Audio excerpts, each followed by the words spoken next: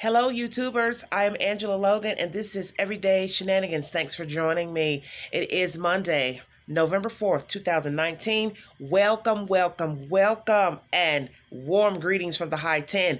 And for the young lady who wanted to know why I call East Tennessee the High 10, it is because I am in the eastern part of the state, and it is higher than Memphis, higher than Nashville, and that's why I call it the High 10. No one has ever called it that. So now you know Angela Logan has called this region that I live in, the High 10. I want to thank you all for joining me, my subscribers, new friends, people who inbox me, who support me, all my new supporters, friends. I want to thank you all before I start this video. Thanks a lot for your commentary, your compliments. I appreciate it. It means the world to me. I will be discussing my opinion of the Camille McKinney case, where two people have been formally charged on capital murder on her death. That is Mr. Patrick Stallworth and Derica Brown, government name Quintessa Jackson, which is however you would choose to call her. Right now, I'm going to try to limit my commentary with you guys, because I know the last video, which was of the court date, was very lengthy. I apologize for that. But as you see, when you're talking about said things pertaining to this case, it can get very winded.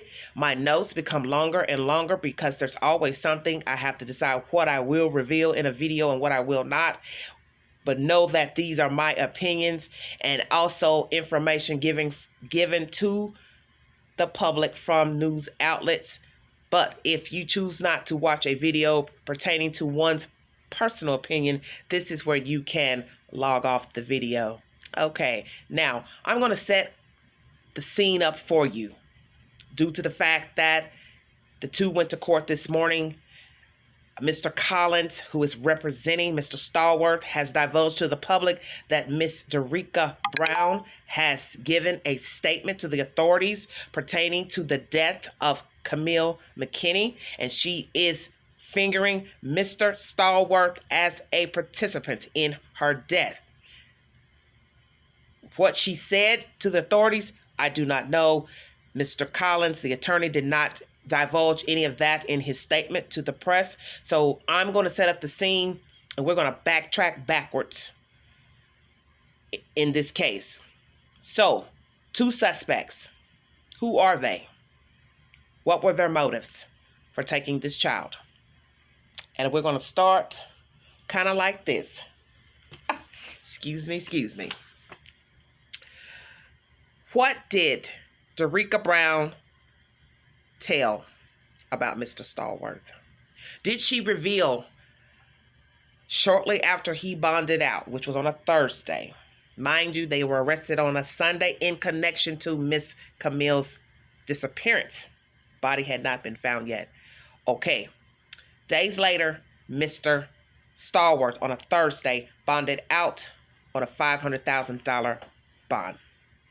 Did Miss Derica Brown give information to the authorities after he bonded out? I don't know. That has yet to be revealed. I'm just giving you a synopsis, hypothesis. You come to your own conclusions, what you think when she told it. Because I'm sure most of you are curious too, when she gave the information about Mr. Stallworth. Did she tell where the body was? Which led to 4 days later, on a Tuesday, them finding Camille's body in a dumpster that was on the property of the Santec. It was a Santec dumpster on the land, in a landfill. And then shortly after her body was pronounced deceased, they went and arrested Mr. Stallworth for capital murder of Miss Camille McKinney. So we're going to go there. Are there others involved? You all have speculated through social media and on YouTube, my channel, as well as other channel holders, that you believe others are involved. You all have thrown the stone that it could be the mother, it could be the father. Yes, and I have agreed that I thought that maybe, perhaps, one of these people are involved. We do not know. Neither party parent has been arrested in connection, to the death of Miss Camille. But that speculation is still running amok out there in social media land.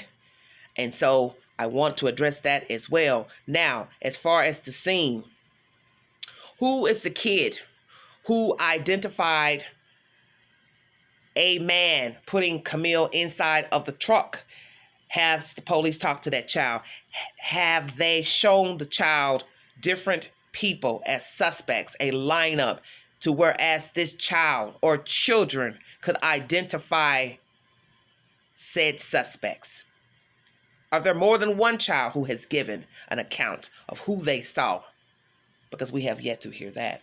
The article that I brought you earlier in the video stating about Mr. Stallworth and Derica going to court, in that article, it states that a child said, children saw a man put Miss Camille into the truck, but they did not naturally give a name, because by law you cannot give a child under the age of 18's name in a case. You cannot identify them. So, were there more than one child that gave information? Did they identify Mr. Stallworth and Miss Derica Brown as the culprits that put the child inside of the car? What about the white lady that was mentioned as one of the people handing out candy on that day? Is there evidence in the car linking Mr. Stallworth and Derica to the crime? Evidence in the apartment where they resided? We have yet to hear any information on that. Everyone wants to know who are the two people in the video. Speculative you all have been. Some of you say that it was Derica dressed up as a guy. I don't know. Some of you say Derica and Mr. Stallworth. Some of you have implicated Mr. Dominic McKinney as one of the culprits in the video with Mr. Patrick Stallworth. Yes, you have. Some of you have been on social media and said that Mr. Dominic McKinney has a limp. It was first mentioned that the man in the video, one of the men in the video, had a limp. I really couldn't tell, because you can watch it 1,000 times and it's like it becomes redundant watching it over and over. But some of you speculated that one of the persons in the video, because there are two men, one walking by, then another gentleman walks by, and then the children follow suspect number 2 or person number 2.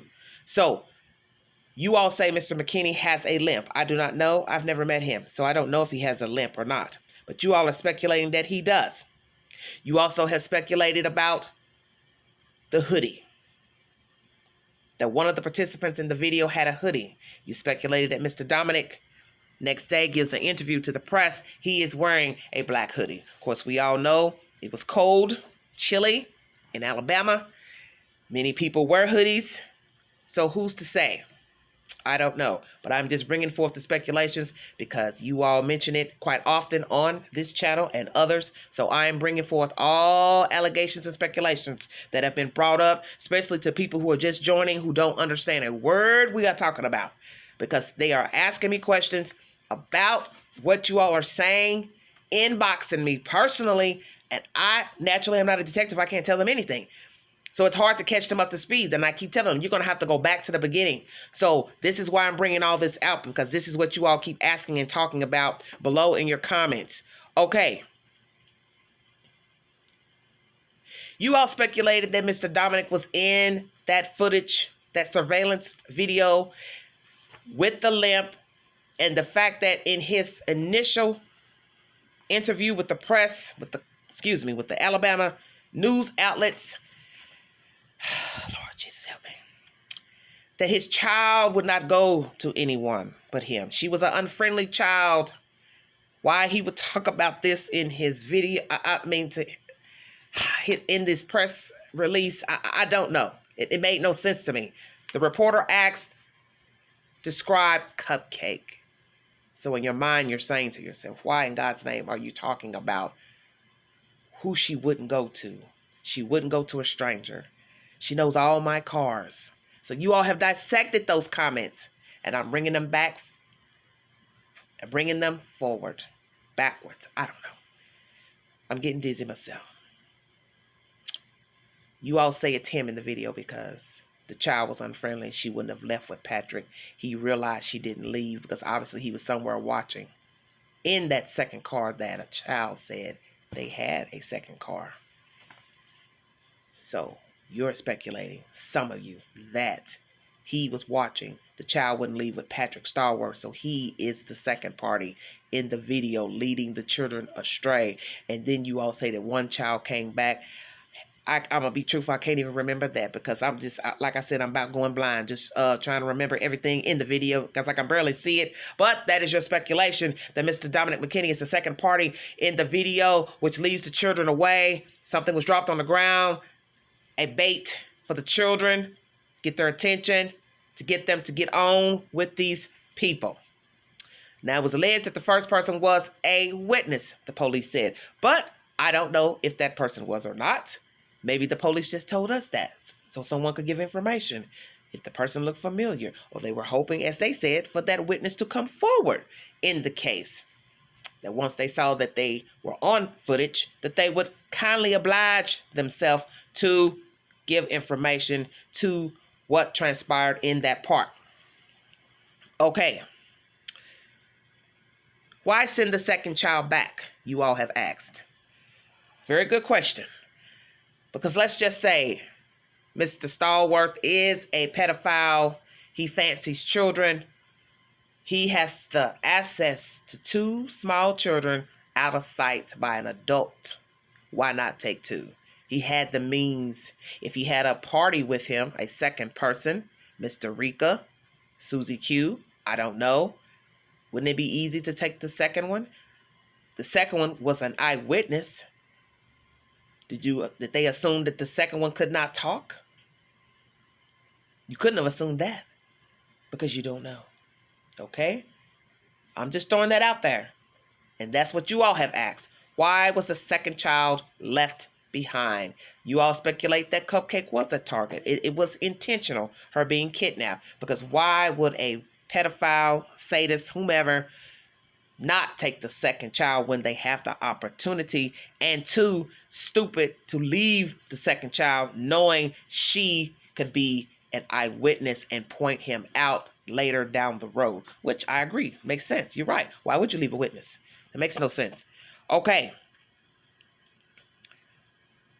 Why did anyone in the Tom Brown complex call the police when they noticed that this SUV, separate car, second car affiliated with the truck, handing out candy? Why didn't anyone call the police? A child says that another car was involved. There was switching of cars.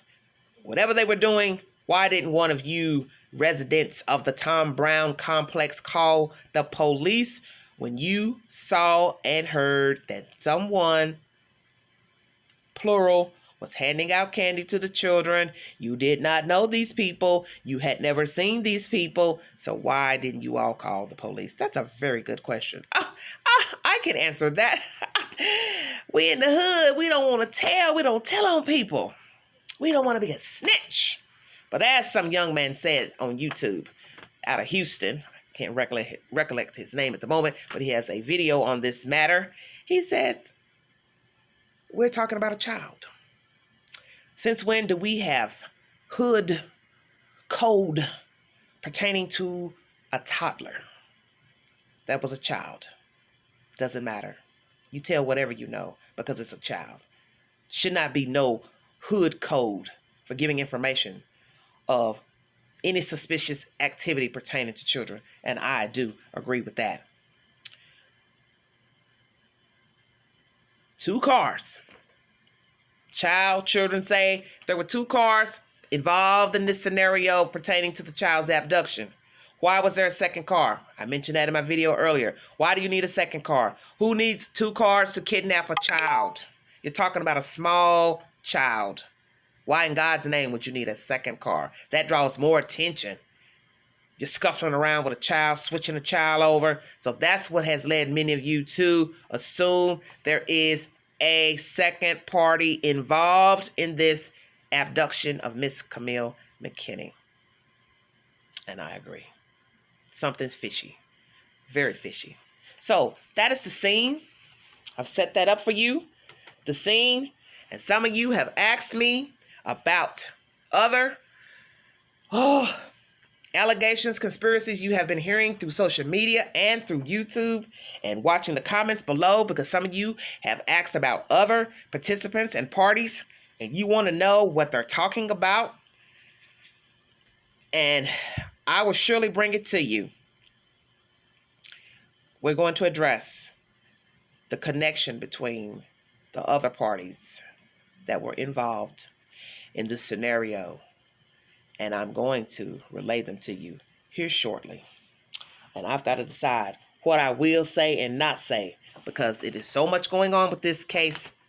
I wanted to stick to the subject at hand of the two who were arrested and not veer off the beaten path.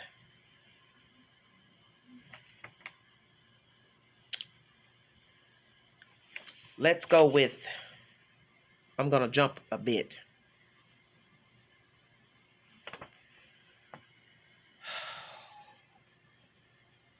Others, some people said they saw Mr. McKinney put that child in a trunk in a sheet. Some of you think they are lying, some do not. Someone notified me personally to tell me that that road was a straight shot to the dump. I'm not familiar with Alabama nor Birmingham, so I cannot say. But I took them at their word. Who is to say, if the father is involved, that he did not dump the child in the dumpster? Because many of you, as I said, are speculating he is the second party in that video, and he put that child in a dumpster. Now, that dumpster has been linked to the Woodside condominiums. And some of you probably should now know that Mr. McKinney has lived at the Woodside condominiums at some point in his life. I do not have verification of the date, but it has come into my eyesight of an address that he had there.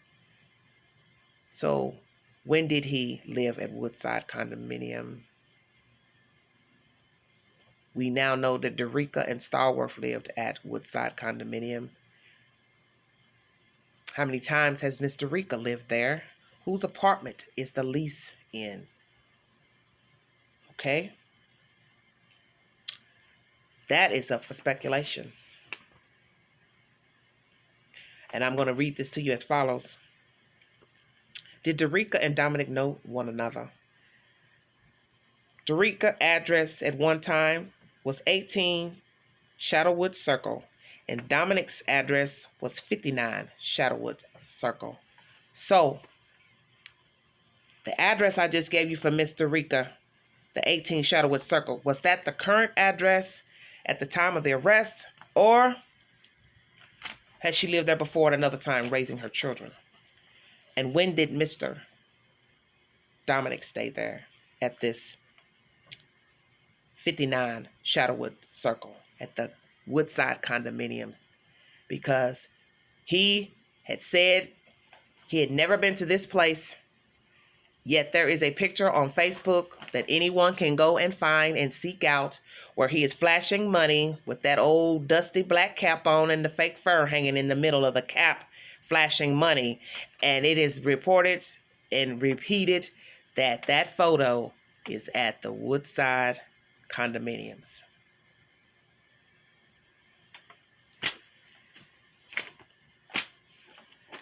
That's that.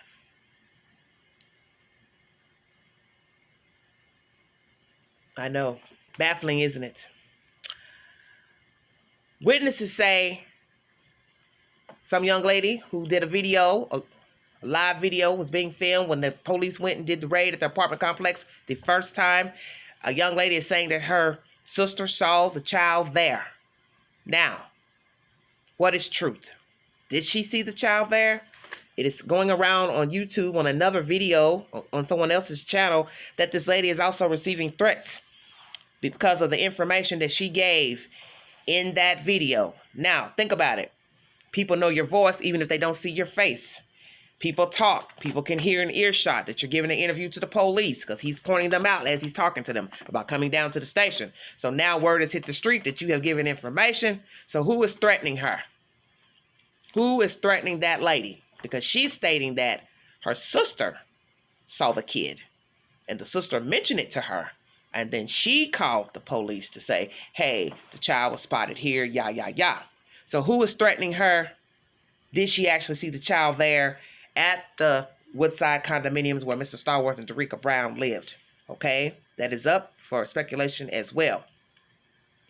One guy who was filming as they were walking them to the police cars, Mr. Stallworth and Miss Brown, he was giving commentary about how they were standing out there waiting for the police to show up when, you know, all the information had been released with the picture of Mr. Stallworth at the convenience store, and they put two and two together that this might be him, and that was his car in the parking lot, and he was filming that night of them walking to the car, Miss Derica going to the police car, and what he was saying in that video was, you know, what he found odd was they were, Mr. Stallworth walked up to them when they were standing outside, I guess earlier, and he made a comment, hey, have y'all been watching the news? And they're looking at him like, yeah, we've been watching the news. You just hold tight right here. So I guess after that conversation, the law came and proceeded and apprehended the two suspects. But I do find it interesting that Mr. Stallworth would even mention the kidnapping. And he's alleged to have been involved. Because mind you, when he made that statement, police were en route to pick him up or search the property, yah, yah, yah. And then, naturally, he and Miss Derica were arrested. Very interesting to me. Very interesting. So, that is that. That is the connection that you all have brought forward to me in private information. That there is a possible connection with Mr. Stallworth and Mr. Dominic McKinney. You all are stating that Mr. Dominic, lived on that property at some time. There is a document showing his address, his name on a document that he put that place as his address. When he lived there, I do not know. But we do know the two suspects lived there. It's just a matter of, did all three live on the property at the same time or past? Did Dominic know Derica? Very interesting. I'll be back with a part 2 to this saga. Thanks for watching. Thanks for my new subscribers. I love you guys. You keep a queen on her toes, baby. You keep a queen on her toes. Till the next video, I'm bringing you a part 2. So stay tuned.